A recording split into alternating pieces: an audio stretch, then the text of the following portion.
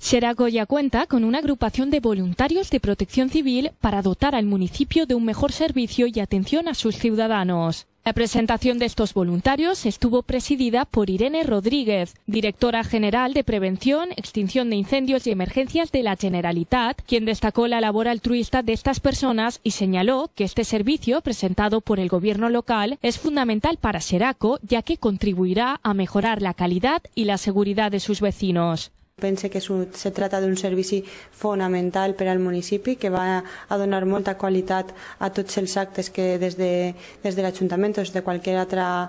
àmbit se puguen organitzar i per tant va millorar la seguretat i la tranquil·litat dels veïns de Xeraco. En aquest sentit, donar l'enhorabona tant a l'Ajuntament com als seus veïns i sobretot les gràcies a tot este grup de persones, un total de 10 persones que integren l'agrupació de voluntaris de protecció civil, perquè se trata d'una llavor altruista voluntària de gent que dedica el seu temps, el seu esforç per a treballar en servici del benestar del seu poble. El edil del municipio, Belino Mascarell, agradeció la iniciativa de estos voluntarios que colaborarán en emergencias y actividades que se puedan producir. Estem molt agraïts dels voluntaris de Protecció Civil de Xeraco que en la seva iniciativa col·laboraran en activitats i events i en emergències que puguen tindre el nostre municipi i ens sentim orgullosos de la seva iniciativa. En este acto de presentación también estuvieron el jefe del Parque de Bomberos de Gandía, Álvaro Tur, miembros de fuerzas y cuerpos de seguridad del Estado, así como el inspector jefe de la Policía Local, Ginés Ortega. El grupo cuenta con 9 voluntarios y hay lista de espera de futuros voluntarios para el próximo curso.